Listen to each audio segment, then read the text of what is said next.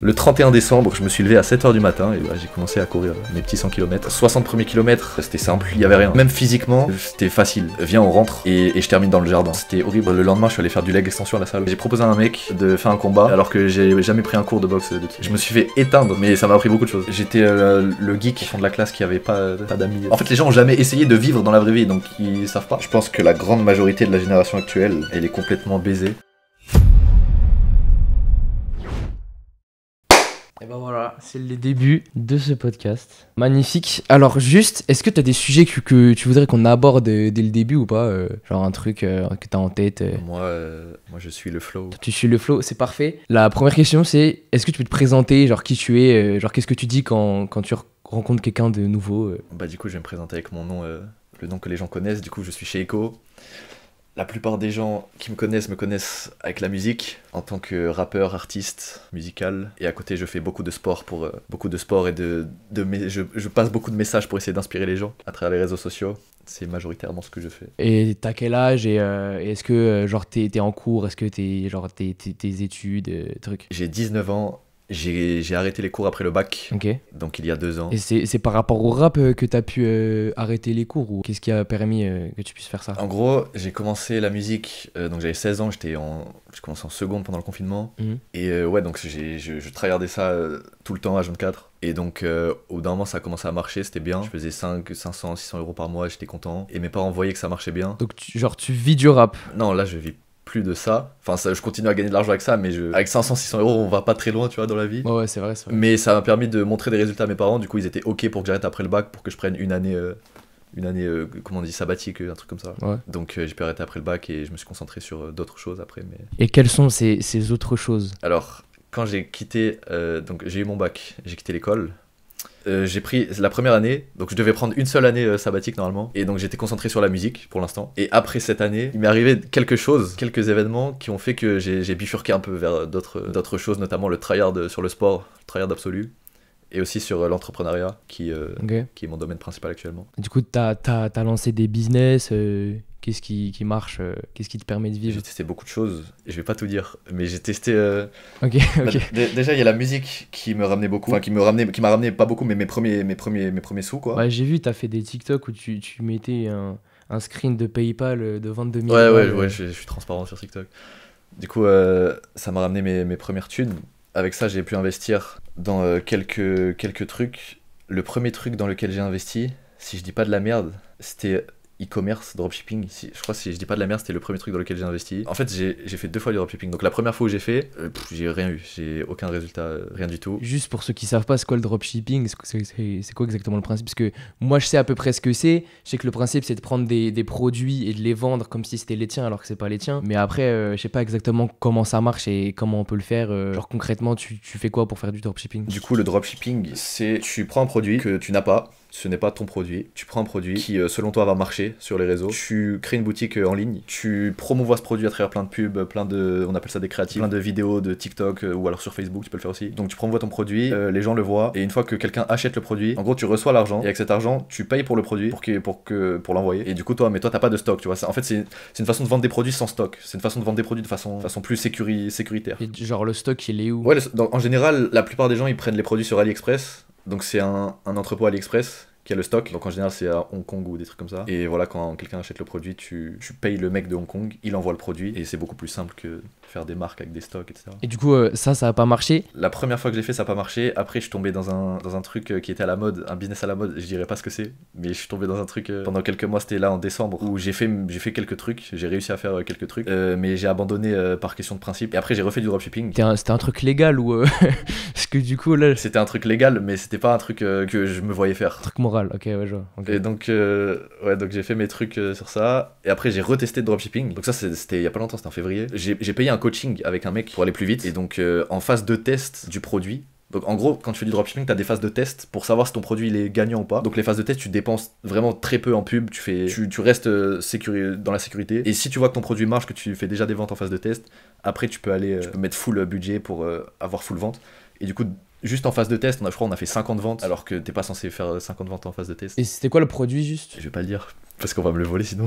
Et donc ça tourne encore genre. Non, ça tourne pas encore. La phase de test, elle a été validée. J'ai fait 50 ventes du produit, etc. Mais j'ai jamais poussé plus loin pour l'instant. Parce que j'étais concentré sur un autre truc que je fais actuellement. Je le dis, je vends du marketing aux entreprises pour l'instant et c'est ça qui me rapporte le plus.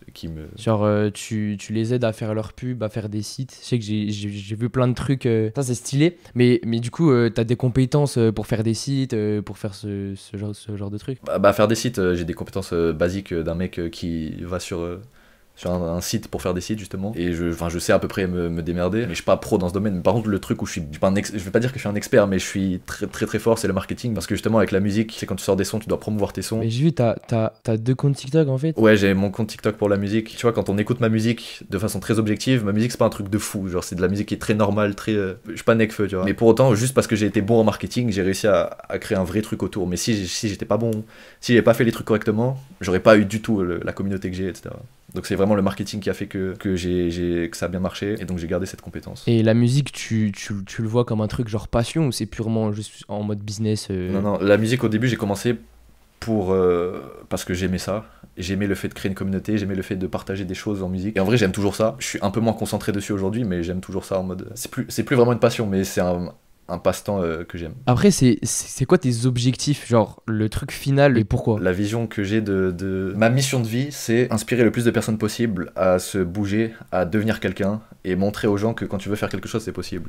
Ça, c'est mon but ultime, c'est ma mission de vie, c'est pourquoi je fais tout ce que je fais. Et donc, par les réseaux, enfin, par quel moyen tu veux y arriver? On est dans un monde où les réseaux, ça prend le plus de place et si tu veux toucher des gens, c'est par les réseaux qu'il faut le faire. Donc, je suis à fond sur les réseaux parce que c'est le truc tu peux devenir quelqu'un en étant absolument personne à la base, juste avec les réseaux. Donc, la première étape, c'est bien sûr les réseaux. T'es pas vraiment personne dans le sens où moi je t'ai connu avec le TikTok où tu dis et un jour j'ai commencé à aimer la douleur ou un truc de genre là avec ton screen du 100 km et là tu peux pas dire que t'es quelqu'un de normal en courant 100 km sans entraînement spécifique, tu vois ce que je veux dire? Enfin tu vois, ce TikTok il a percé parce que c'est un truc un peu anormal, mais ça on y reviendra juste un peu plus tard. C'est quoi qui t'a donné envie d'inspirer des gens? Parce que tu pourrais juste te dire ok je fais mes sous et je fais mon chemin tout seul. Je me suis posé la question tout à l'heure, j'étais dans le bus en train de rentrer de la salle et je me posais la question pourquoi je veux faire ça. J'ai pas vraiment de réponse. En vrai, moi je suis devenu qui je suis parce que des gens m'ont inspiré sur les réseaux, tu vois. J'ai pris beaucoup d'inspiration de plein de gens qui m'ont littéralement sauvé dans le sens où j'allais vivre une existence vraiment moyenne, vraiment nulle à chier. Et il y a des gens qui m'ont mis des choses dans la tête et ça m'a sauvé littéralement la vie, tu vois. J'ai commencé un peu à avoir un impact sur les gens avec la musique et voir cet impact, genre la dopamine que ça te fait dans ton cerveau, c'est une dinguerie. C'est la meilleure sensation du monde de savoir que t'as aidé des gens. Quand tu reçois des messages, c'est incroyable. Bah oui, les messages, putain, grâce à toi, je me suis mis à la salle. C'est insane, ouais, je vois. C'est les meilleurs messages du monde, c'est la meilleure chose possible. Et tu vois, tout le monde sur les réseaux te dit, ouais, t'es là, tu flexes. Mais les gens, ils comprennent pas qu'on flex pas, juste on essaye d'aider les gens. Et quand on a ces messages, là, on est content, tu vois, c'est pas du flex. Mais après, il y a forcément un sens où tu crées du contenu pour avoir la dopamine que ça va te donner, d'avoir des gens qui t'envoient des messages. Est-ce que c'est vraiment pour aider ou est-ce que c'est... Moi, je pense que c'est sincèrement pour aider parce que en fait, t'aides des gens et tu te sens bien, t'aides des gens dans tous les cas, donc moi je le fais pour vraiment aider, inspirer des gens. Après, genre, il y a un côté, moi je les grave avec ma chaîne YouTube, c'est que tu vois, moi je suis jeune, et du coup les gens ils sont en mode, ok t'es jeune, tu fais des trucs, et du coup moi ça m'oblige, vu que je m'affiche, ça m'oblige à faire un truc bien moi-même, tu vois. Je fais une vidéo où je dis que je prends des douches froides et qu'est-ce que ça m'a apporté. Je suis obligé de prendre ma douche froide tous les matins, sinon je suis un énorme fils de pute de faire une vidéo, tu vois. Je sais pas toi, mais perso c'est pas que ça m'aide moi-même, mais juste ça me fait me sentir bien. Genre je pense que l'être humain il est fait pour faire du bien autour de lui, aider les autres, donc genre tu te sens bien après quand tu fais ça. On va rentrer dans le vif du sujet, c'est pour ça que j'ai eu envie de faire le podcast. J'ai envie de tout savoir sur le 100 km. Pourquoi t'es parti sans entraînement faire un 100 km? Est-ce que c'était vraiment prévu? J'ai vu aussi sur des TikTok, tu dis que tu courais sans musique. Moi je trouve ça un peu complètement fou, tu vois. J'ai vu une vidéo de Dali il y a pas longtemps qui disait qu'il faut arrêter de mettre de la musique. Je trouve ça complètement fou de se dire ok je vais courir 100 km sans entraînement spécifique. Moi j'ai commencé à courir en avril 2023. Donc en avril 2023 je courais 4 km. J'étais au fond du trou. Courir 4 km c'était un effort surhumain pour moi à l'époque. Et j'ai continué à courir de plus en plus. En juin, j'ai commencé à connaître un mec qui s'appelle David Goggins sur les réseaux. J'ai le livre juste derrière là. et ce mec, je pense, il m'a débloqué un truc dans l'esprit. Lui, à la base, tu vois, il court aussi des trucs comme ça. Lui, je crois sa plus grande course, c'est 380 km, un truc comme ça. Je crois que c'est un 200, mais c'est un truc de ouf. Non, non, c'est plus que 200, je te jure, c'est plus que 200. Je crois qu'il a fait un truc de 340 miles, donc ça fait. Non, de 240 miles et ça fait plus de 300 km, bref. Et ça m'a débloqué un truc dans l'esprit, ça. J'ai commencé à faire beaucoup de courses en jouant beaucoup de défis, genre courir 4 km toutes les 4 heures pendant 2 jours d'affilée. Ça, je l'ai fait, j'ai commencé à level up mentalement. Et avant ça, je crois que c'était en mai. Genre, c'était le jour de mon anniversaire. Mon anniversaire, c'est le 30 mai. Je suis en train de courir un petit 10 km normal. Et à la fin du 10 km, je me dis. Non, c'était avant le 30 mai. C'était avant le 30 mai, c'était la veille. Et je me dis, c'est bientôt mon anniversaire. Et tu sais, moi, je suis dans une mentalité un peu de. Ouais, les anniversaires, tout le monde va faire la fête, tout le monde. Nanana. Imagine, moi, pendant mon anniversaire, je me lève et sans entraînement, je vais courir un marathon. À la base, je devais faire un marathon. Genre 42 km. Donc, je me dis ça. Et je me dis, ouais, c'est incroyable et tout. Moi, j'aime bien, tu sais, un peu être le mec. Ah, tu vas faire la fête et tout. Pendant ce temps-là, moi, je vais faire ça. Je sais pas si c'est une bonne mentalité, mais. Donc, tu cours le marathon? Non, je l'ai pas couru, mais j'ai pas couru le marathon ce 30 mai. Mais je me dis, dans ma tête, c'est là que naît l'idée de, imagine, je cours un marathon le jour de mon anniversaire. Parce qu'à la base, genre là, à ce moment-là, j'ai couru 10 km grand maximum. Mon record de toute ma vie, c'est 10 km. Et donc je me dis, ouais, imagine, nanana. Donc c'est là que l'idée commence à naître.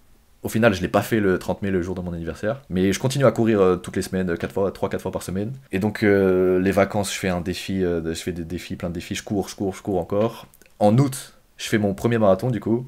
Sans entraînement toujours, hein, juste j'ai jamais fait d'entraînement de prépa physique, course, je sais pas quoi, juste j'ai couru 2-3 fois par semaine normalement comme tout le monde. Donc en août je fais mon premier marathon et je sais pas ce qui se passe dans ma tête, mais je dis à tout le monde avant la fin de l'année, genre le marathon il m'a rien fait, c'était trop simple, avant la fin de l'année je cours 100 km. Wesh, attends.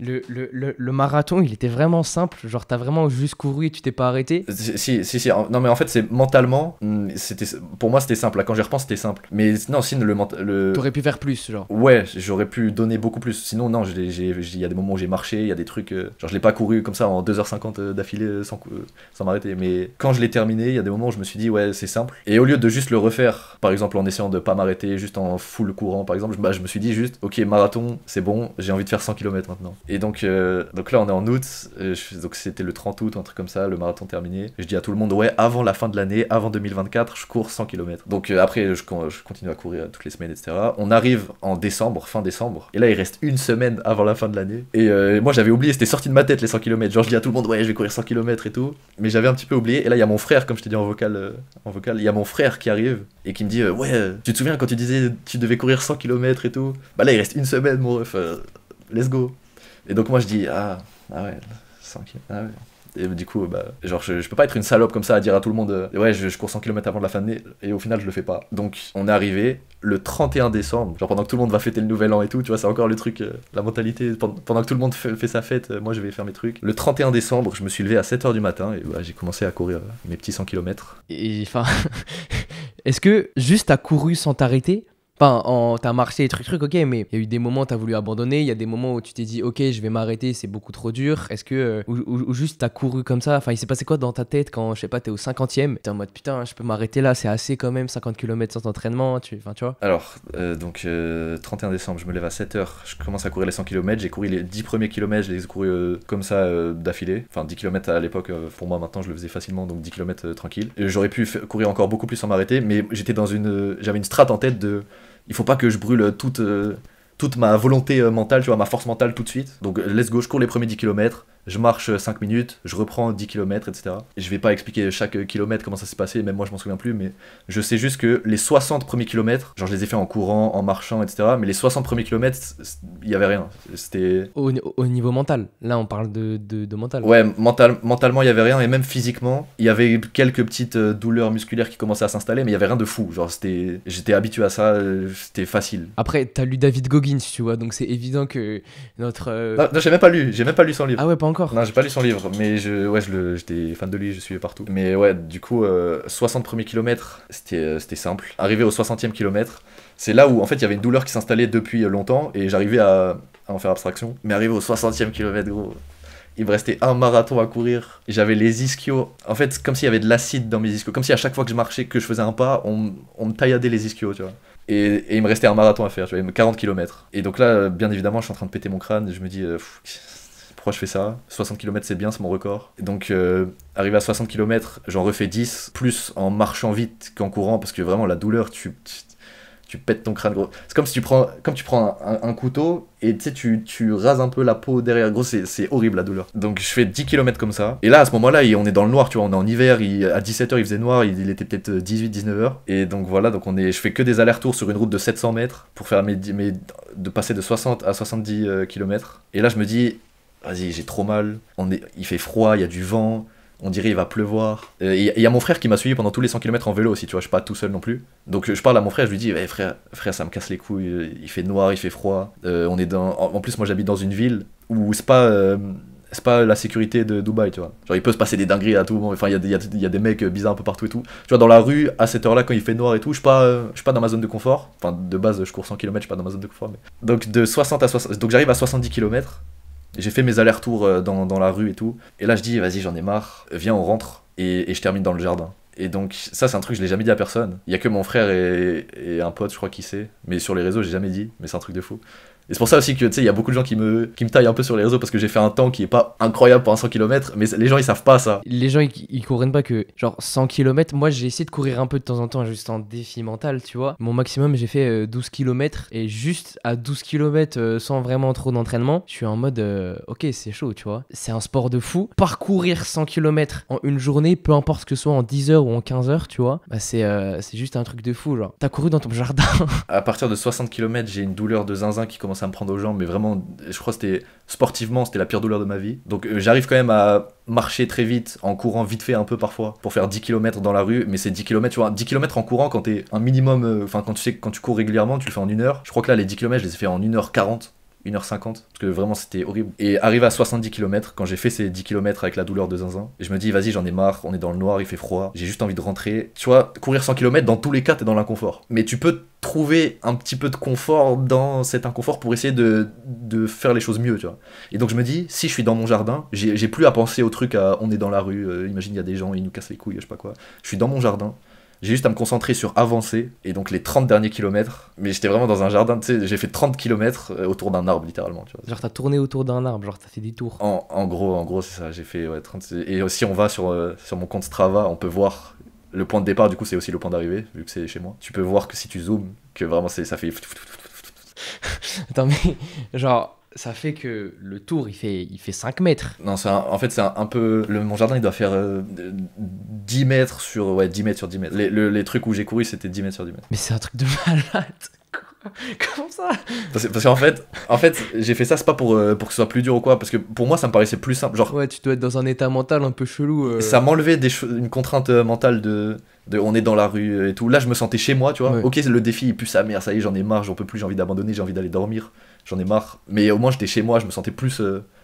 je me sentais un petit peu mieux, tu vois, j'ai trouvé un petit peu de confort dans le truc. Mais t'étais vraiment genre dans la rue dehors normal? Bah j'étais j'étais dans la ville quoi. J'allais dans la ville, parfois on traversait une forêt. À un moment on a traversé, je crois que c'était au 30e kilomètre, on a traversé des zones de chasse. En plus c'était un dimanche, donc il y avait vraiment la chasse. On a traversé des zones de chasse.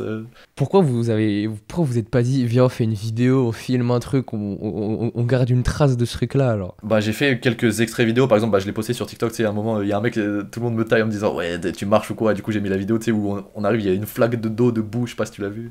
Et je dis au mec, t'aurais couru ici, je sais pas quoi. Donc on a fait quelques extraits vidéo, mais...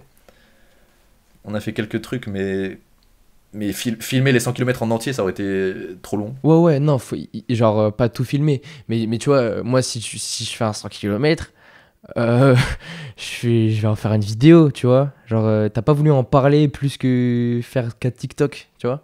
Genre pour toi, c'est en mode normal. Non, c'est pas normal, mais gros, en fait, j'ai terminé. Déjà, je pensais même pas terminer à la fin, mais j'ai terminé. Je suis allé dans mon lit, j'ai pris mon bain. Il était 4h du mat, j'ai posté une story.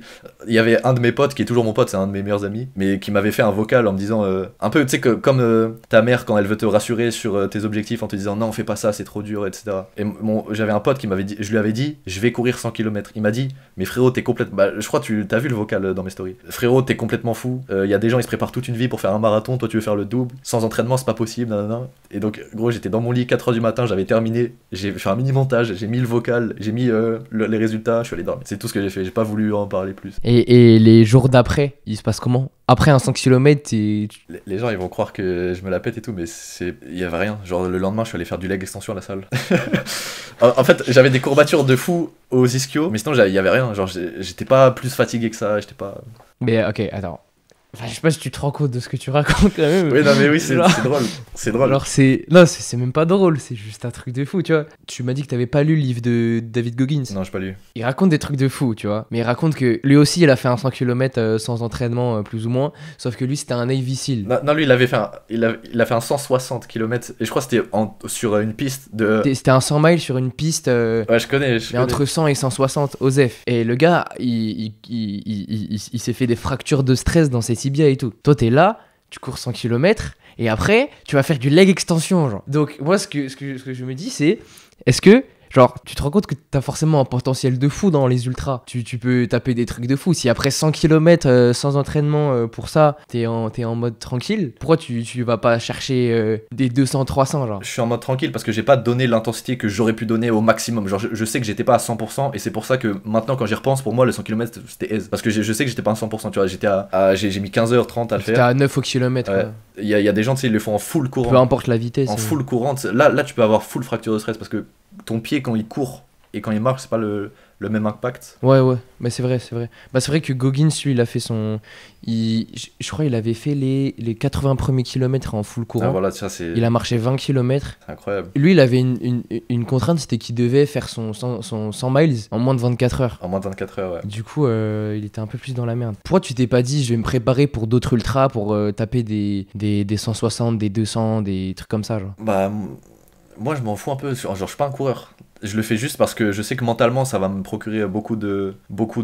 Ça va me faire évoluer énormément mentalement. Et c'est surtout pour ça que je le fais. Genre, je le fais pas... Je suis pas content parce que j'ai couru telle distance en tel temps. Genre, je prends pas de plaisir à courir, en fait. Ok. À faire de la course. Genre, c'est ce que ça m'apporte qui me convient. Est-ce que après ton 100 km, il y a des trucs qui ont changé genre dans ta vie mentalement? Et genre, est-ce que ton seuil de choses difficiles, ça a changé? Ou est-ce que vraiment, c'était vraiment OSEF, juste tu l'as fait parce que t'as dit que t'allais le faire? Alors, il y a pas de choses qui ont radicalement changé, mais oui, ça, c'est vrai, le seuil de ce qui est difficile, ça augmente, mais à chaque course, ça augmente. Genre, je pense que, tu sais, c'est comme dans un jeu vidéo, chaque humain a une barre de volonté, d'énergie par jour. Et au début, ta barre de volonté, peut-être, elle te permet de courir dans ta journée, de courir 4 km, de travailler 4 heures sur un de tes projets, et tu peux rien faire d'autre. Et si le lendemain, tu te réveilles et tu vas courir, je sais pas, un marathon, 40 km, alors que t'as jamais fait ça de ta vie, et que tu le termines, donc après, tu prends ton jour de repos, etc., et le lendemain, après... Ta barre de volonté, je pense qu'elle aura augmenté de fou, et ça te permettra de faire plus de choses après, tu vois. Ta perception de ce qui est difficile ou pas, elle aura changé, ça c'est sûr. Donc ça, ouais, ça a changé. Genre, j'ai couru 100 km, après je me plaignais plus quand je devais courir 10 km. J'étais content de courir 10 km. Et du coup, à côté, en termes de sport, tu fais la muscu? Ouais, je vais à la salle 5 fois par semaine. Donc là, actuellement, mon programme actuel, c'est je vais à la salle 5 fois par semaine. Je fais un fractionné le dimanche. Je vais courir un 10 km ou plus le mercredi. Et je cale des séances de sport de combat par-ci par-là. Oh, ok. C'est quel sport de combat? Je fais du MMA. Tu sais que ça... Enfin, c'est un club de MMA, mais... Ça, moi, ça me tente de fou. C'est juste que bah, je fais beaucoup de choses et que ça me prendrait trop de temps. Mais j'ai trop envie de faire des sports de combat. Genre, ça m'a l'air grave... C'est très stylé. Genre, Très stylé, très utile. je pense que ça t'apprend des trucs sur toi et tout. Et c'est le sport le plus primitif, tu vois. C'est Elio qui disait ça. Il disait genre, c'est juste tu tapes un mec, tu vois. c'est le truc le plus primal qu'on peut faire. Et tu prends énormément confiance en toi quand tu fais ça. Et c'est plus dur que la course. Ah ouais? Eh bah ça c'est un sujet que je vous... Mentalement, je voulais... Mentalement, bien sûr. C'est un sujet que je voulais prendre aussi, c'est... Est-ce que, du coup, tu fais plus des hiérarchies dans les sports? Genre, par exemple, est-ce que la muscu, c'est plus dur que la course plus dur que le truc? Ou est-ce que... Parce que moi mon avis, c'est... tous les sports sont durs si tu te donnes au max dans ce truc-là, tu vois. Tu peux te donner au max dans du ping-pong, ce sera aussi dur que si tu te donnes au max dans un 100 km, tu vois. Mais c'est quoi ton avis? Parce qu'après, moi, je parle, mais je connais pas, tu vois. Je pense pas, quand même. Ah ouais? Moi, je pense qu'il y a quand même une hiérarchie des sports, je pense. Je pense pas que si tu donnes à fond dans le ping-pong, ce sera aussi dur que si tu donnes à fond dans un 100 km. Je pense qu'il y a forcément des records de... Enfin, après, c'est dur de faire une hiérarchie de sport, tu vois. Tu peux pas dire ça, c'est plus dur qu'un autre. Bah, je sais pas. Après, oui, tu peux dire le MMA, c'est plus dur que la course. Mais... Moi, je pense que Je pense qu'il faudrait que les gens aillent tester une séance de muscu où ils se donnent à fond, vraiment à 100%, ils peuvent pas se donner plus. Et après, ils se donnent à fond dans une course. Genre, ils doivent pas s'arrêter tant qu'ils ont pas fini. Ouais, je vois. Je pense qu'ils vont vite comprendre que la muscu, c'est un sport très simple. Pour moi, Je suis d'accord avec toi. Moi, je suis d'accord. Et après, Mais après, tu vois, j'ai fait des séances muscu à la salle en mode full échec. Bah, j'ai trouvé ça super dur, tu vois. Mais après, en muscu, il y a pas l'aspect, il y a moins d'aspect nerveux, tu vois. Moi, je fais du street workout et dans le street, t'as énormément de nerveux. Genre, tu fais un mouvement et juste la connexion cerveau-muscle, elle veut plus se faire, tu vois. Du coup, tu peux plus faire le mouvement. C'est comme si tu pouvais plus lever le bras. Et dans la muscu, il y a pas trop ça. Mais après, c'est se donner au max, tu vois. Tu vas à l'échec sur du développé couché, c'est comme quand tu vas à l'échec en courant, tu vois. Enfin, je suis jamais allé à l'échec en courant, tu vois, mais... en vrai, physiquement, je pense que la difficulté, c'est la même. Mais mentalement, ça n'a rien à voir. Ouais, c'est vrai, c'est vrai. Pour moi, hein, je pense que ça n'a rien à voir. C'est l'aspect mental. Entre être allongé sur un banc et soulever de barre. Et entre vraiment. En fait, faut le faire pour voir. Genre, donnez-vous à fond sur du bench et donnez-vous à fond sur une course de marathon alors que vous l'avez jamais fait. Ouais. C'est très différent. C'est vrai. Et je pense que les sports de combat, c'est le truc, c'est le top 1%. Genre, un combat, quand tu sais ce que c'est un combat, tu t'es content d'aller faire ta séance jambes, d'aller faire ton 10 km. Genre, ça n'a rien à voir. Parce qu'il y a une question de survie qui est en jeu. Alors que dans une course ou dans une séance de muscu, tu sais que tu vas sortir vivant. T'as déjà fait des combats, genre dans une cage J'ai fait un seul vrai combat pour l'instant. Ok. Et gros, les gens ils vont me prendre pour un fou. C'est le seul vrai combat que j'ai fait, c'est même pas un truc officiel. C'est j'ai proposé à un mec. C'était en janvier 2023, le combat est sur YouTube. J'ai proposé à un mec de faire un combat alors que j'ai jamais pris un cours de boxe de toute ma vie. Et donc je me suis fait laminer de A à Z. Et je crois que j'ai touché 2 fois le frérot en 4 rounds. Je me suis fait éteindre. Mais ça m'a appris beaucoup de choses. C'est quoi que ça t'a appris? Quand je suis sorti du combat, genre j'étais dans un zion déjà de base. Mais sur les mois qui ont suivi, ça m'a choqué. Genre ça a changé ma vie dans le sens où je sais pas comment expliquer, mais t'as une rage, t'as une haine, t'as envie de prendre ta revanche sur le mec, du coup tu t'entraînes plus dur, et je pense que si j'avais jamais connu cette défaite, je l'ai dit en plus dans mon canal Telegram, si j'avais jamais connu cette défaite, j'aurais jamais commencé à courir pour m'entraîner, parce qu'à la base si j'ai commencé à courir, c'est parce que pendant ce combat j'avais pas de cardio, c'est pour ça que j'ai commencé à courir. Donc si on retourne dans le temps, si j'avais jamais perdu ce combat, j'aurais jamais couru 100 km, je me serais jamais amélioré mentalement comme je me suis amélioré. Ça m'a appris plein de trucs. Et c'est grâce aussi à ce combat que je me suis inscrit dans un club de MMA.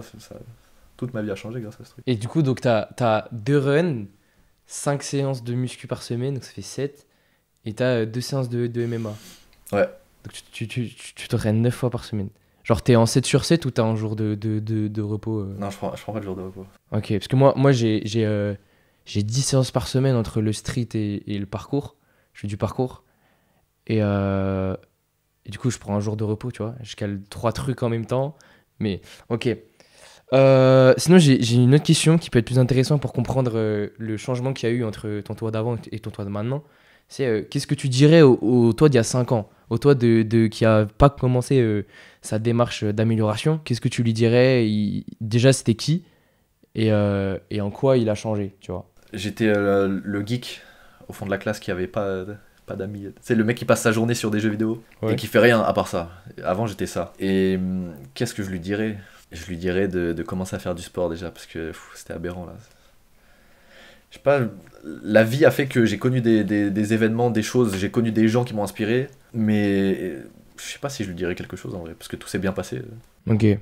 Mais genre t'avais des addictions, à part les jeux vidéo, je pense que c'est une addiction. Ouais, j'avais full addiction aux jeux vidéo. C'était ma plus grosse addiction, je pense. On me prenait ma console, je pleurais. J'avais que ça moi à l'époque. Tu joues encore ou plus du tout genre? Non, plus du tout, là j'ai arrêté depuis. J'ai pas lancé un jeu vidéo depuis plus d'1 an et demi, je crois. Le jeu où j'étais le plus accro, c'est un truc qui s'appelle Rainbow Six Siege. Je sais pas si tu connais. Non. C'est un jeu de tir, un jeu très addictif parce qu'il y a. En gros, tu peux jouer en ranked, en classé, en partie classée, tu peux monter des grades, etc. Donc t'as tout le temps envie de monter jusqu'au plus haut. Ouais, je vois. Et j'étais arrivé jusqu'au plus haut aussi sur le jeu, donc j'étais content et je voulais le garder, je faisais des compétitions avec plein de gens, etc. Ah ouais. Bref, j'étais très accro à ce. Ok. Moi, j'ai jamais joué aux jeux vidéo. J'ai dû jouer 3-4 fois histoire de voir. Bah, tu vois, moi, ça fait 3 ans que je fais du sport, truc. J'ai 15 ans dans 2 mois. Et j'ai jamais pu jouer. Donc, moi, je comprends pas trop comment on peut être addict aux jeux vidéo. Tu vois. Moi, je joue, ça me fait chier. Tu vois, je comprends pas comment on peut être addict. Ouais, bah parce que toi, t'as déjà passé le cap de t'améliorer dans la vraie vie. Mais en fait, les jeux vidéo, c'est un truc qui est. Tu vois, l'homme, il est créé pour accomplir des trucs. Ouais. Il est créé pour. Le truc qui donne le plus de dopamine, c'est l'accomplissement. Et les jeux vidéo, c'est fait pour que t'accomplisses des trucs, mais en ligne. Sur un écran. Et tous les jeux, ils sont comme ça, pour que tu découvres, que tu tryhardes et que t'accomplisses quelque chose à la fin. Tous les jeux, ils sont créés comme ça. Et donc, si t'as rien dans ta vie qui te permet d'accomplir des trucs, tu vas te réfugier dans le jeu vidéo. Et c'est comme ça que tu vas rester longtemps dessus, parce que t'as l'impression d'accomplir des trucs, de devenir meilleur. Et t'as full dopamine dans ton cerveau, parce que t'as l'impression de devenir meilleur, mais c'est sur un écran, quoi. Ok, alors qu'il y a rien qui change. Ouais. Mais toi, du coup, t'as déjà fait le cap de accomplir des trucs dans la vie. Donc t'as pas besoin de... C'est pour ça que tu te fais chier sur les jeux vidéo. T'accomplis déjà des trucs dans la vraie vie, donc pourquoi tu vas aller derrière un écran pour... Désolé d'interrompre ce podcast au milieu. J'ai juste eu un énorme problème et du coup, le rec vidéo s'est complètement coupé. Dans les prochains podcasts, ce sera pas le cas, mais là, c'était le premier, du coup, c'est un peu le bordel. De toute façon, j'espère que vous avez pas prévu de regarder les 1 heure, 1 heure et demie de podcast. J'espère que vous faites autre chose en même temps. Et d'ailleurs, tant que j'y suis, si ce podcast est sur Spotify et les plateformes d'écoute, notez-le, mettez des... Je sais pas ce que c'est, moi j'utilise Spotify, mettez 5 étoiles sur Spotify. S'il y a des équivalents dans d'autres plateformes, faites-le. Ça soutient vraiment le truc et le podcast, c'est vraiment le truc qui apporte le plus de valeur, donc c'est ce que je kifferais développer. Évidemment, si c'est sur YouTube, n'hésitez pas à réagir dans les commentaires, à mettre un like, etc. Vous connaissez. Tous les réseaux de Shaiko sont dans la description, les miens aussi. On est reparti pour le podcast, désolé, ce sera pas le cas sur les prochains. On parlait des jeux vidéo, oui, voilà. Est-ce que, parce que moi, quand je vois des gens jouer, je suis en mode... pourquoi est-ce que tu passes autant de temps à jouer sur un truc en ligne, enfin, sur un écran, genre, alors que tu pourrais passer autant de temps... en vrai, à trahir d'un truc en vrai. Genre, moi, mon jeu vidéo, c'est TikTok, tu vois. Je crée des trucs. Quand je prends des abonnés, je suis content. Et sauf que ça va vraiment m'apporter un truc dans ma vie, tu vois. Il y a plein d'autres choses que tu peux faire sans les jeux vidéo qui t'apportent le même truc. Et je comprends pas comment les gens, ils peuvent passer autant de temps sur ça. Genre là, en ce moment, mes potes, ils jouent tous à Brawl Stars. Genre, les gars, je comprends pas. Genre, faites... Ouais, mais c'est parce que les gens ont pas passé le cap de comprendre que la satisfaction et le bonheur que tu prends et le plaisir surtout que tu prends dans les jeux vidéo, bah tu peux l'avoir dans la vraie vie. Ouais. En fait, les gens ont jamais essayé de vivre dans la vraie vie, donc ils savent pas. Et c'est quoi qui t'a fait comprendre, toi, ce truc-là? Oh damn. C'était quand j'avais... Je crois que j'ai arrêté d'être un gros tryharder de merde sur les jeux vidéo. Quand j'avais 15-16 ans, parce que j'ai eu ma première copine. Et du coup, je mettais un peu plus d'efforts sur elle que sur les jeux vidéo, forcément. Et à côté, j'ai découvert un mec... Il avait posté une photo de ses pecs sur les réseaux et je voulais avoir les mêmes, donc j'ai commencé à faire des pompes dans ma chambre. Et quand je commençais à faire ces pompes, je me sentais bien, genre je sentais à peu près la même sensation que sur les jeux vidéo. Ouais. Parce que j'accomplissais un vrai truc dans la vraie vie. Et donc c'est là où j'ai commencé à me mettre au sport, faut juste tester en fait. Ok. Et c'était quand ça? Ça c'était en 2021. Donc ça fait 3 ans que t'es... C'était pendant le confinement. C'était pendant le confinement. Mec, je crois que j'ai commencé aussi. Moi, de base, moi j'ai commencé en 6ème. Puisqu'il y a un mec dans ma classe, il dit ouais, après les vacances, je suis musclé, truc. Et du coup, j'ai fait bah moi aussi. J'ai commencé par ego total. Hein. Et j'ai commencé à faire des pompes et tout. Et en fait, moi, je me suis pas arrêté, tu vois. Et lui s'est arrêté, moi, je me suis pas arrêté. Mais du coup, moi, le déclic, c'était juste de l'ego. Et après, j'ai vu des vidéos. Moi, c'était des TikTok c'était qui? C'était Kenfit. Qui me motivait de ouf. Je sais pas exactement où il en est actuellement, mais bref, il me motivait. Et toi, c'est qui t'a motivé, genre des créateurs qui t'ont déter à te bouger? T'as parlé de David Goggins. En influenceur, j'ai 4 grandes personnes qui m'ont changé la vie. La toute première, c'est un mec qui s'appelle Suzuya, je sais pas si tu connais, c'est un mec qui fait de la musique. Je voulais faire un son là-dessus, mais la prod s'est fait acheter. Envie de me tirer dans le crâne et de perdre tous mes HP. Je me fais bouffer par le stress, ma peau, on devient t'acheter. C'est lui. En gros, il postait beaucoup de contenu pour aider les gens un peu en story et tout. Ah ouais? Il faisait du sport aussi, il postait du contenu sur le sport et tout. C'est lui qui m'a inspiré à commencer le sport. Bah parce que, tu vois, moi j'écoutais ses sons à un moment. Mais c'était un truc bien triste, bien doomer, un peu déprimé et tout. Ouais, c'est lui.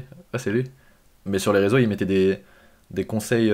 Et c'est avec lui, enfin c'est grâce à lui que j'ai commencé à faire à peu près la même chose. Et donc ce mec, il m'a fait découvrir, parce qu'il parlait beaucoup de lui en story, il m'a fait découvrir XXXTentacion, un rappeur encore. Je pense que tu connais. Je connais. Et ce XXXTentacion, donc j'étais devenu un fan inconditionnel de lui.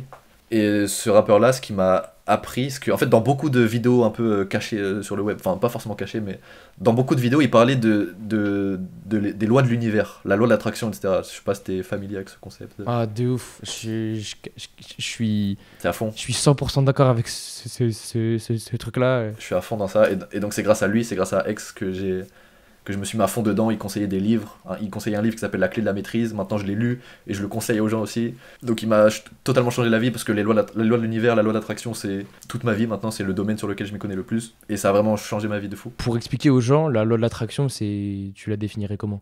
Tu deviens ce à quoi tu penses. Tu attires ce à quoi tu penses. C'est le gros résumé de la loi de Parce l'attraction. qu'il y a plein de gens, ils disent ouais, la loi de l'attraction c'est nul à chier, c'est pas en me faisant des affirmations je suis riche, je suis riche, je suis riche que je vais devenir riche, tu vois.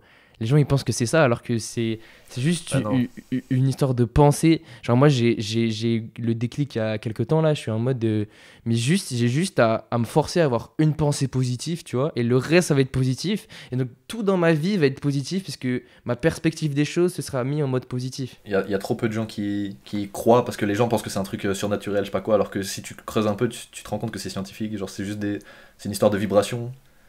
Et les fréquences qui sortent de ton cerveau, elles vont attirer des fréquences similaires. Je suis pas allé par là moi. Moi, j'ai tout creusé. Tu peux développer les trucs de vibration là? Là ça m'intéresse, les trucs de... Mais en gros, regarde, la loi de la gravité, tu vas pas te dire il y a moyen elle bug parfois. Non, la loi de l'électricité, tu vas pas te dire ça bug, genre là j'appuie sur l'interrupteur, ma lumière elle s'allume pas, je sais pas quoi. C'est un câble qui a bugué dans ton truc, mais c'est la loi de l'électricité, elle existe vraiment, tu vois. Genre l'électricité, ça marche, c'est un truc qui marche. La gravité, c'est pareil, ça marche. Ton stylo il tombe, genre y a pas de bug. Et les gens, ils arrivent pas à comprendre que c'est pareil avec la loi de l'attraction, la loi de la vibration. C'est si t'arrives pas à attirer ce que tu veux, c'est juste que c'est toi qui le fais mal, que tu t'arrives pas à l'appliquer correctement. Mais la loi de l'attraction, c'est un truc qui est réel et qu'il n'y a pas de bug dans la loi d'attraction, tu vois. Et donc en gros, moi j'ai creusé l'aspect scientifique du truc. Comme une radio, tu vois. Une radio, tu dois te connecter à une certaine fréquence, une certaine chaîne pour avoir les ondes et le truc, pour avoir la radio que tu veux, tu vois. Et c'est pareil avec la loi de l'attraction, tu dois arriver à atteindre une certaine fréquence dans ton cerveau, donc les pensées positives, la positivité.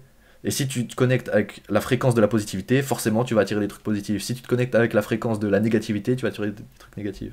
Mais c'est une histoire j'ai pas appris les trucs par cœur, mais je pense que si on creuse, si vous creusez, vous pouvez voir qu'en gros c'est une histoire d'atomes, tu attires via des vibrations et des fréquences. Et la loi de la vibration aussi, c'est une loi importante, c'est avec la loi de l'attraction la plus importante. La loi de la vibration, c'est en gros, c'est ça, c'est ce que je viens de dire, c'est ton cerveau émet des fréquences, des vibrations, et va attirer les vibrations, les mêmes vibrations. Ok, voilà. Je vois. Il y a une expérience avec, tu vois l'instrument, le triangle. Si tu mets deux triangles, l'un à côté de l'autre, que un il a une certaine fréquence et l'autre il a une fréquence différente du premier, tu fais sonner le premier triangle, et bah il va faire son bruit et il va rien se passer d'autre. Ouais. Mais si tu prends deux triangles de la même fréquence, qui sont ajustés à la même fréquence, tu fais sonner l'un, l'autre il va vibrer aussi avec le truc. Et c'est une belle interprétation, je pense, de la loi de la vibration. Ok, bah c'est grave intéressant parce que moi je trouve là, aujourd'hui il y a trop de personnes qui comprennent pas que genre, je crois que t'avais fait un TikTok sur ce sujet-là en plus, c'est genre être heureux, c'est juste une attitude, tu vois.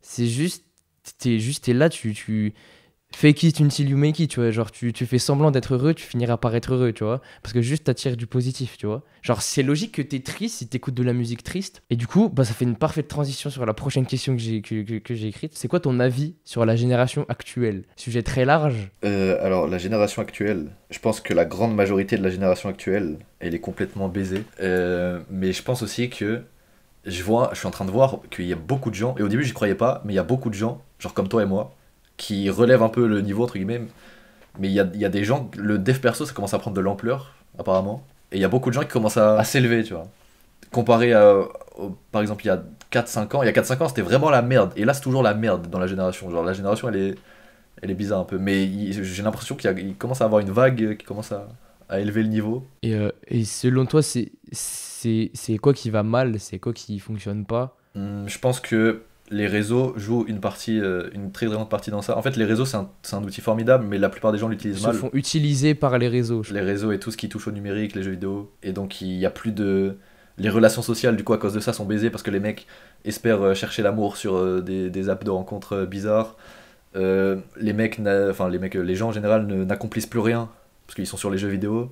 Enfin, je pense que c'est à cause des réseaux que ça joue une très très grande partie. Moi, je pense que juste les réseaux, ça fait tout aller trop vite, tu vois. Et moi, je suis super. Je me suis trop intéressé au sujet de la surstimulation, tu vois. On a tout le temps un truc qui nous stimule. Il y a tout le temps un truc qui se passe à un endroit. Tu vois, un exemple con, tu vois, mais TikTok, moi j'ai compris comment faire percer un TikTok, c'est très simple. Il faut mettre 4 images par seconde et mais faire un truc qui fait réagir, tu vois. Et là, ça perce, c'est évident, tu vois. Et donc, c'est juste pour dire que je pense que c'est la surstimulation qui a détruit tout ça, parce que genre ça a détruit la perception des gens. Tout le monde veut un truc trop vite. Les gens, ils vont plus prendre le temps de construire une relation, genre d'avoir des bonnes discussions et tout. Ouais, surtout TikTok, ouais, ça a détruit le cerveau. Bah, il y a une vidéo sur ça, le TikTok a détruit le cerveau d'une génération, c'est vrai. Le truc de Léo Def. Après, est-ce que c'est le plus gros problème de la génération? Je sais pas, mais ça joue, ouais, c'est... Je pense que c'est la cause. Hein. Tu penses que c'est la cause que les gens arrivent plus à être concentrés? Ah, mais 100%, 100%. Moi, je suis persuadé que, tu vois, il y a plein de gens qui disent, ouais, les cours, c'est trop dur, machin, on a trop de cours. Les cours, ils sont chiants parce que tu n'arrives pas à rester concentré. Si ton niveau d'attention, il n'est pas de 3 secondes, je t'assure que le cours de maths, tu vas le comprendre, tu vois. Et tu vois, c'est pareil, les gens qui disent, ouais, je peux pas dormir. Bah, c'est juste que le moment où tu dors, le moment où tu fais semblant d'être comme ça pour dormir là, bah, c'est le seul moment où ton cerveau il est libre. Et du coup, c'est le seul moment où il pense. Et du coup, tu peux pas dormir.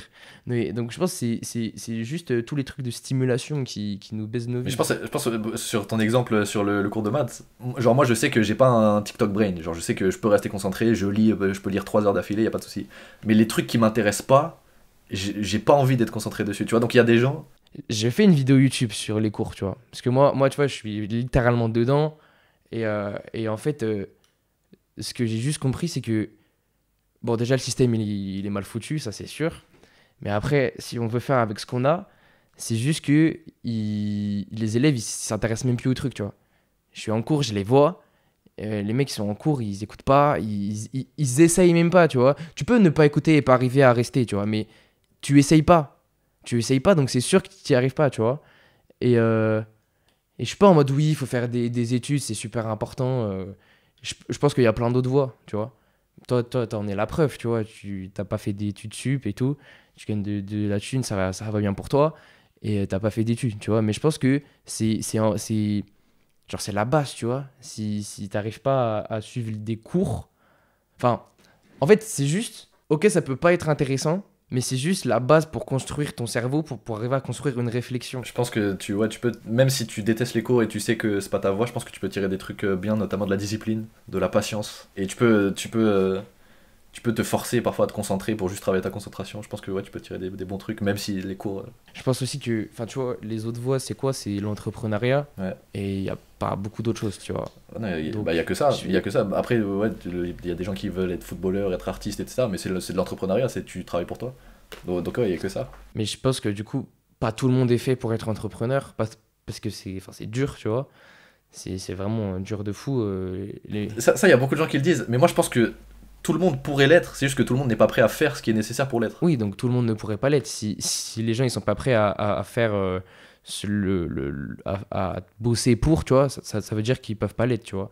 Je pense que c'est juste que les cours, ça les fait chier, qu'ils ont pas envie de faire l'effort des cours, mais qu'ils ont pas envie de faire d'efforts tout court dans quoi que ce soit d'autre. Toi, les cours, ça t'a cassé les couilles, t'es sorti de ce truc-là, mais t'as trouvé une solution, tu t'en es sorti. Donc c'est ok, tu vois. Ouais, bah, j'ai trouvé d'ailleurs ma solution pendant les cours. Et c'est pour ça que j'ai été serein à l'idée d'en sortir. C'est pour ça, moi, j'ai ma chaîne YouTube, le rêve, c'est de vivre de tout ça, tu vois. Moi, mon rêve ultime, c'est je suis payé... Bah tu pars très bien, là. J'espère, parce que bah, après, YouTube, c'est vraiment compliqué.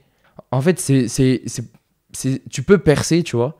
Il y a plein de gens qui disent ouais, YouTube là actuellement c'est pas possible de percer, il y a trop de gros youtubeurs. C'est faux. Tu peux percer parce que les gens ils sont trop habitués à avoir le même contenu. Mais en fait faut juste faire du bon contenu et c'est super dur. Et on en revient à ça. Genre moi je suis en mode ok, j'ai pas envie de faire 10 en bac plus 12 et du coup je me démerde pour trouver mon truc, tu vois. Mais il y a des gens qui font rien. Et ça m'énerve parce qu'ils vont se plaindre. Ils sont là, ils se plaignent, mais bouge-toi le cul, genre. Ouais. Bah après, si les gens ils font rien mais qu'ils se plaignent pas, tant mieux, c'est leur problème. Mais ouais, les gens qui se plaignent alors qu'ils font rien, c'est dérangeant. Après, la deuxième partie de la question, c'est tu fais comment pour... t'as 19 ans, enfin, on est jeune, tu vois, on est au tout début, et tu fais comment pour lier le fait que tu essayes de t'améliorer et tout, et le fait aussi que tu es jeune et que tu as une vie... Enfin, on n'a pas trop parlé de l'aspect social et tout, mais tu vois, moi j'essaie d'avoir une vie sociale, de prendre des potes, trucs. Et toi, tu fais comment pour lier les deux? Moi, pendant une très très grande partie, j'ai tout sacrifié, la vie sociale. J'étais prêt à rester dans ma chambre 10 heures par jour s'il le fallait, et voir des gens que pour aller à la salle. Et tout le reste de la journée, je parle à personne, j'ai pas d'amis, j'ai rien, zéro, je travaille. Maintenant, j'ai compris que c'était important. Le social, c'est très important. Donc je garde un petit peu... En fait, je sais pas comment, mais je me suis plus ouvert au monde maintenant. Donc quand je vois des gens dans la rue, je vais leur parler, même si je les connais pas. Quand des gens me parlent, je suis très à l'aise, je m'en fous.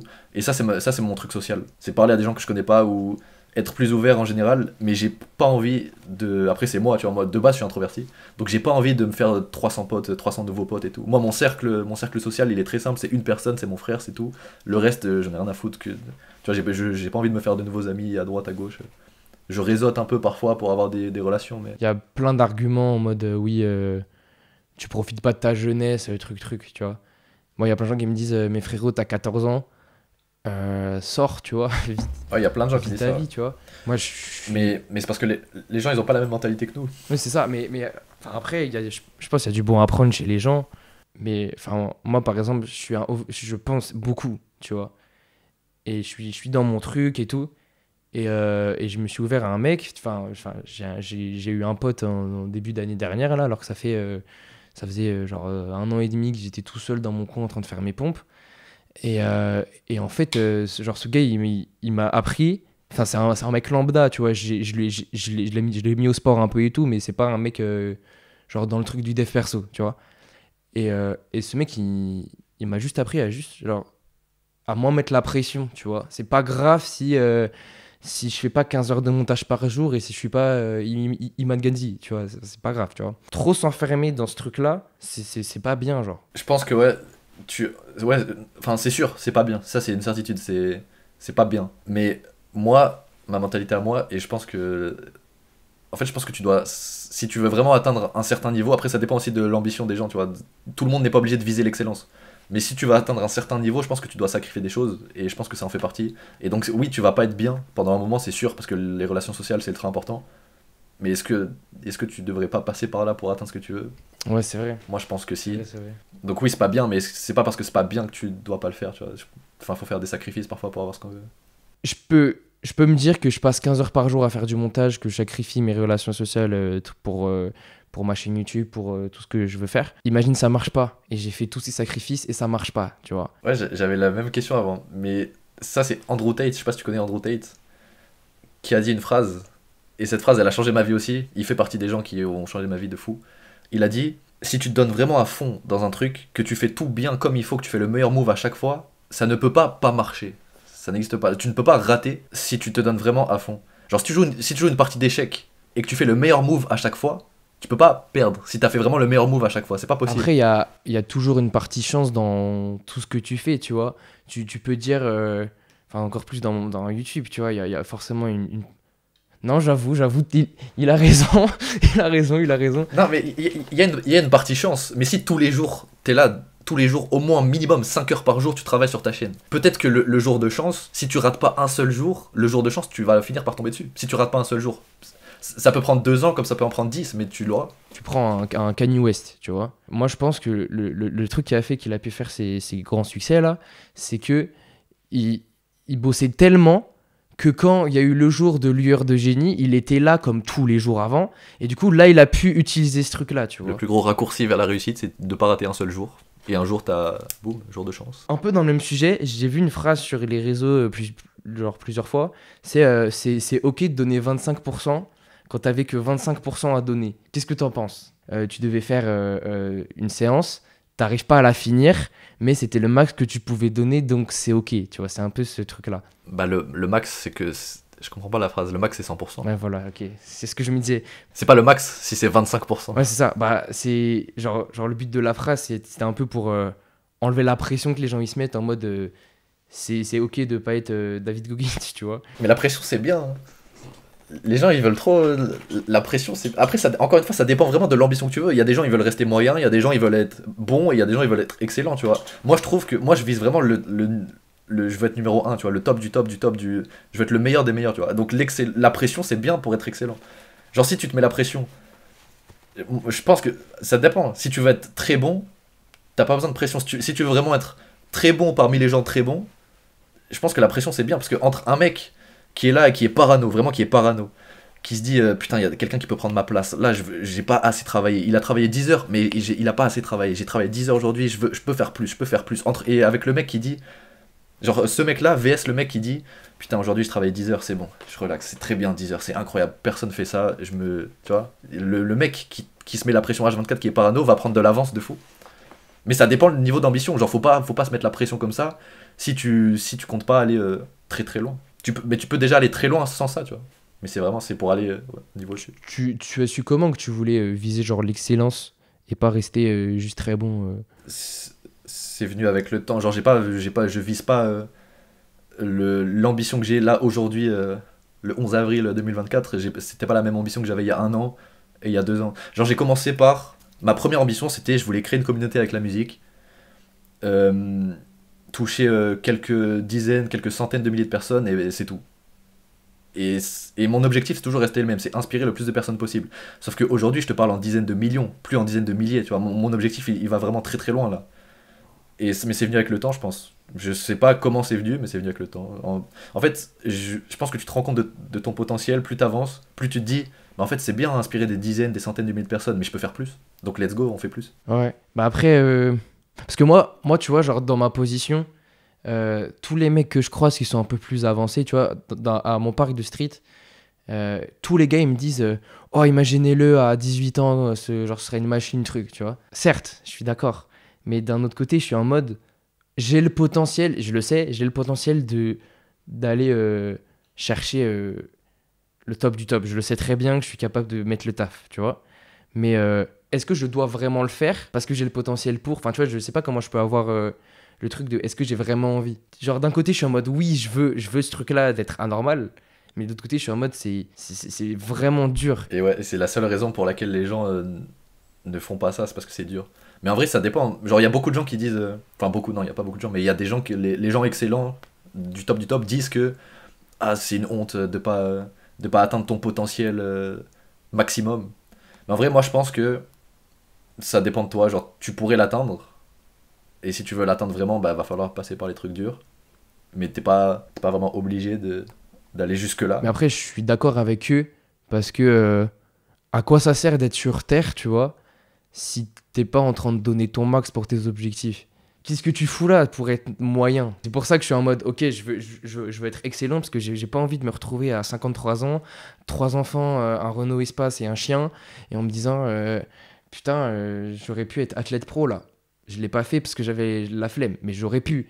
Et moi, c'est ça qui me donne envie de tout charbonner. Genre, d'un côté, je suis en mode, est-ce que je veux sacrifier ma santé mentale pour ça, tu vois? Ouais, ça dépend de la vision de chacun. Il y a des gens, ils sont ok avec le fait d'être bon ou très bon, et ils veulent vivre à côté, profiter, etc., en étant très bons. Et ils ont dû faire beaucoup de sacrifices pour être très bons, mais maintenant ils peuvent vivre. Et il y a des gens qui vivent avec il faut que j'accomplisse jusqu'au bout, la vie c'est que accomplissement. Et je fais un peu partie de ces gens-là, mais ça dépend de ta vision. Genre. Soit tu vas accomplir toute ta vie et tu vas jamais prendre un seul jour de repos, même quand tu auras 100 millions sur ton compte, tu continueras à vouloir faire de l'argent, même quand tu auras un physique incroyable, tu continueras à y aller tout le temps pour avoir plus, pas seulement pour maintenir, tu vois. Mais il y a des gens, ils se rendent confortables une fois qu'ils ont ce qu'ils veulent, et c'est bien aussi. S'ils ont fait les sacrifices avant pour être là, ils ont le droit. Mes écouteurs... Putain. Tu m'entends ou pas? Allô? Tu m'entends? Vas-y, parle en vif pour voir si je t'entends. Salut à tous, c'est la salle. Ok, je t'entends bien, c'est parfait. Parce que moi, tu vois, je suis en mode... c'est la démarche qui compte, tu vois. Je suis en mode... Tu peux réussir, mais si t'es pas dans une démarche de t'améliorer, tu pourras pas te sentir mieux, te sentir bien, tu vois. Je me sens bien quand j'accomplis des trucs, quand je suis... Enfin, pas quand j'accomplis des trucs, mais quand je suis entrant d'eux. Genre, c'est l'idée, c'est le chemin qui compte. Donc, est-ce que toi, tu penses Toi, t'es dans le mood, je vais jamais m'arrêter. Ouais, il y a des domaines où je sais que le sport, je vais jamais m'arrêter. Hum, Vouloir inspirer des gens, aider des gens, je vais aller jusqu'au maximum, donc je vais jamais m'arrêter. Le niveau financier, je sais pas encore. Genre, je fais pas partie des gens qui sont prêts à tout sacrifier pour être milliardaire, avoir 600 millions Tu vois, je sais pas là si je vais continuer sans m'arrêter ou pas. Pour l'instant, j'ai un objectif en tête, et je pense qu'à cet objectif qui est très très haut, je serai bien. Et niveau financier, je vais m'arrêter. Mais tous les autres domaines, je m'arrêterai pas, je pense. Je vise vraiment l'excellence de l'excellence dans certains domaines. Et il y en a d'autres. C'est un objectif genre tangible, tu vois. Genre, enfin, c'est un nombre d'argent que tu veux. C'est combien?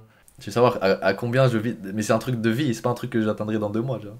Là, je donne mon objectif en direct comme ça. Bon, ça me dérange pas, mais c'est parce que la plupart. En général, je le dis pas. Parce que la plupart des gens me disent, ouais, t'es un rêveur, je sais pas quoi. Sauf que je sais ce que je vais avoir, tu vois. Parce que je sais le nombre d'heures que je mets dans le truc. Mais si tu veux, bah, à long terme, à terme, genre, peut-être que j'atteindrai ça à 40, 50 ans, mais ce serait 100 millions. Parce qu'avec 100 millions, tu peux avoir ce que tu veux, où tu veux, quand tu veux, tu peux faire ce que tu veux, tu peux créer ce que tu veux. Et si je veux vraiment toucher les gens au niveau où je veux le faire, avec 100 millions, je suis bien. Et je sais à très long terme, ce sera atteint. Moi, je pense que je me suis fait un peu matrixé par les réseaux et tout. Mais 100 millions, quand je vois des Yomi Denzel qui sont, je crois que Yomi Denzel, il est genre à 50, 60, tu vois. Je suis en mode, ça se fait en vrai, tu vois. Genre, il a fait 1 million en 24 heures. Enfin, je sais pas, moi, je suis pas en mode, c'est trop. Je suis en mode, ok, genre. Ouais, parce que toi, t'es dans le truc. C'est pas une question d'être matrixé, c'est une question de tu vois ce qui est possible. Genre, tu fais pas partie de la génération qui a actuellement 70 ans, qui connaît pas les réseaux, qui pense que 100 millions c'est en gagnant au loto, qui pense que 10 000 euros c'est énorme par mois. 10 000 euros, faut être ingénieur, avoir fait 10 ans d'études. Tu vois, t'es pas de cette génération-là, donc tu vois ce qui est possible. C'est que 10 000 balles, 10 000 balles, j'arrête les cours maintenant, là. Je prends tous les CV de youtubeurs qui veulent des monteurs. Je bosse 10 heures par jour, j'ai 10 000 balles aise, tu vois. Après, je sais pas si j'ai vraiment une bonne notion de l'argent vu que je suis tout jeune. Je pense que moi aussi, ma notion de l'argent, elle est complètement baisée, je pense. Parce que j'ai jamais travaillé un seul jour de ma vie dans le sens en métier, en employé. Et le seul argent que j'ai gagné, c'est avec la musique. Je pouvais rien faire et gagner mon argent, tu vois. Donc je pense que j'ai une notion de l'argent qui est complètement baisée aussi. Mais c'est bien en vrai, parce que ça nous poussera à charbonner tout ça, tu vois. Mais moi, je fais. Ok, j'ai un bon exemple. Il y a un mec qui m'avait contacté pour faire un placement de produit à un moment. J'avais 1000 abonnés. Là, je suis à 1600, un truc. Et le gars, donc je suis allé voir un mec qui s'y connaissait dans YouTube, truc. Et il me dit 1000 abonnés pour un placement, c'est 500 balles. Pour un placement de 35 secondes, genre. Tu vois? Donc, genre, je l'ai pas fait parce que finalement, le mec, il voulait pas et que voilà. Mais genre, la notion de l'argent, elle est. On en revient un peu à la question sur la génération de trucs. C'est les gens ils sont trop habitués à gagner pas beaucoup alors qu'en vrai on peut gagner vraiment beaucoup juste en faisant des trucs en ligne genre si tu veux 2000 balles tu lances 3 business et tu les as tes 2000 balles enfin tu vois. Ouais, même pas 2000 balles, frère. Tu travailles 2 semaines, tu peux avoir 2000 balles en ligne. Ça va trop vite. C'est juste que les gens, ils sont. Après, est-ce qu'on peut leur en vouloir? C'est les gens, déjà, ils sont éduqués par leurs parents, qui ont été eux-mêmes éduqués par leurs grands-parents, ça n'existe pas, faire de l'argent en ligne. Faire 10 000 euros en un jour avec du dropshipping, ça n'existe pas, c'est pas possible. Alors qu'aujourd'hui, t'as des gens, ils font 1 million en 24 heures, comme t'as dit, gros, c'est le monde en ligne. Mais ça, il y a des gens qui sont pas éduqués à ça. Il y a des gens, ils pensent que c'est juste l'école qui pourront leur apprendre ce qu'ils ont envie de faire, sauf que. Parce que nous on est entouré de ce monde là tu vois. Donc on pense que. Mais on s'est volontairement entouré de ce monde-là. Moi, tu sais qu'avant, genre toute ma vie, je voulais être ingénieur. Jusqu'à le confinement, ça a changé ma vie aussi, le confinement. Mais toute ma période collège jusqu'à la première, au lycée, je voulais être ingénieur, employé, ma petite vie de PNJ, normale. Juste parce que moi, les ingénieurs, j'ai jamais trop compris ce que c'était. Mais je savais même pas ce que c'était moi-même. C'était juste parce que j'étais matrixé. Parce qu'à l'école, on te dit travaille bien, ingénieur c'est bien. Je voulais être ingénieur informatique, ça gagne bien, je sais pas quoi. Mais j'étais matrixé. Puis après, j'ai commencé à volontairement m'entourer de gens sur les réseaux et j'ai vu ce qui était possible. Genre, l'environnement, c'est super important dans tout, genre. Genre, ouais. Il faut s'entourer de bonnes personnes. Et même, genre, en ligne, pour revenir un peu sur la loi de l'attraction, bah, ça c'est pas exactement mon idée. C'est l'idée, je sais pas si tu connais Rabin des Bois sur les réseaux. J'ai lu son premier livre. Ah, nickel, j'ai pas lu son livre, mais en gros, il a fait une vidéo il y a pas longtemps où il disait, je crois que c'était Bourdieu qui disait qu'on est le produit de notre environnement. Ouais, réel. Donc on est le produit des 5 personnes qu'on fréquente. Et lui, il dit, on est le produit de ce qu'on consomme. Si tu regardes l'ONLV, tu vas finir par faire des pompes et lancer une chaîne YouTube de dev perso. Ouais, réel. J'en suis l'exemple, tu vois. J'ai un pote aussi, pareil, il regardait Lohan, il a commencé sa chaîne. De fou, mais tu sais que c'est... On est tous un peu des PNJ à faire ça, mais au moins on lance des trucs. Et Non, c'est pas un truc de PNJ, c'est juste que en tant qu'être humain, t'es influencé par les gens, par ton entourage, donc c'est normal. Genre, les êtres humains sont programmés comme ça. Et maintenant, avec les réseaux sociaux, tu peux te construire un entourage en ligne. Donc, c'est comme si tu côtoyais la personne dans la vraie vie. moi, j'ai parlé pendant très longtemps à un mec. C'était un mec grave déter, juste en ligne, tu vois. Et le mec, c'est un bodybuilder. Là, il va s'engager à l'armée. Enfin, bref, c'est un énorme tchad. Et ce gars, il m'a grave aidé genre vraiment dans ma construction en tant qu'humain, tu vois. C'est un gars qui m'a su... Peut-être qu'il regarde en plus. J'espère qu'il regarde, ce serait stylé.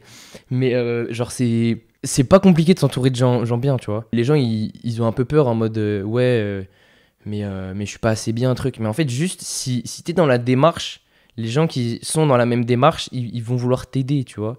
Donc c'est juste, faut aller voir les gens et les gens, ils vont pas te manger. Genre, c'est genre un message à faire passer. Là, tu as très exactement 1650 personnes juste devant toi.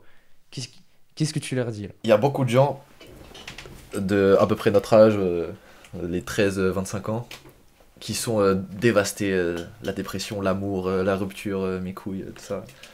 Et moi j'ai la solution à ça. Si t'as une mission de vie, que t'as un but, que tu sais où tu vas, que t'as un futur, ton passé il te dérangera pas. Genre tu peux traverser n'importe quoi même pas forcément de rupture amoureuse ou je sais pas quoi, mais n'importe quel événement traumatique. Si tu sais où tu vas, tu restes concentré où tu vas, tu peux aller là-bas. Quand j'ouvre TikTok, j'ai l'impression que tout le monde est là en mode ah elle m'a quitté ce truc. Tu scrolles, il y a que ça, des trucs des trucs tristes, etc.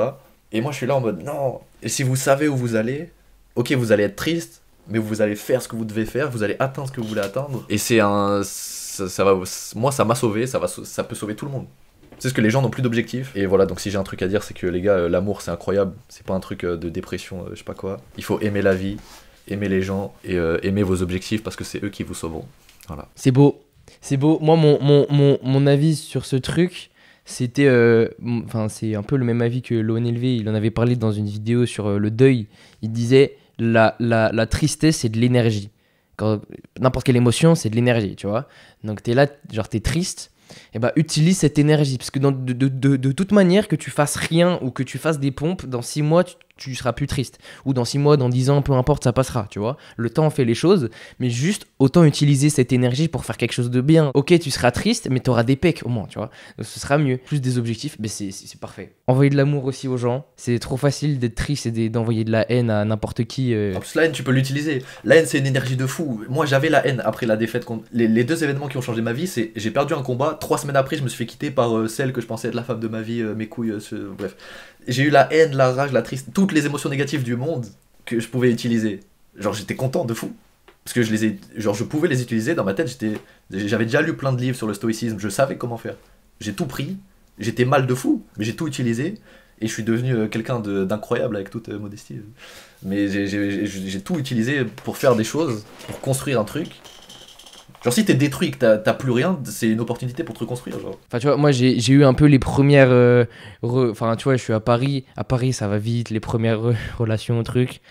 Et du coup moi j'étais... Enfin ça s'est fini il y a 2-3 mois là, et j'étais en mode... Moi je suis déjà dans ce truc, je suis dans ce truc là depuis 2 ans, tu vois, donc je suis en mode, vas-y nickel, je vais pouvoir charbonner 3 fois plus, tu vois. Frérot, très bon message pour finir ce truc là. Et je vais finir même par un truc qui m'a vraiment marqué de ton TikTok. C'est un moment où tu as dit si c'était de l'amour, ça aurait marché. Putain, je l'ai posté hier. C'est vrai, genre, c'est juste. Et c'est pas grave. Genre, si ça marche pas. Et ça, c'est un truc dans la génération aussi qui part en couille. C'est que avant, quand il y avait des problèmes, tu les réglais. Parce que c'était vraiment de l'amour. Genre, quand il y avait un problème dans un couple ou je sais pas quoi, tu t'allais pas sur les réseaux pour faire je sais pas quoi. Juste tu te mettais avec la personne, tu réglais le truc. Et si c'était vraiment irréglable, si c'était vraiment impossible, ok, là ça partait. Et voilà, mais ouais, c'est une phrase de fou ça. Si c'était vraiment de l'amour, ça aurait marché.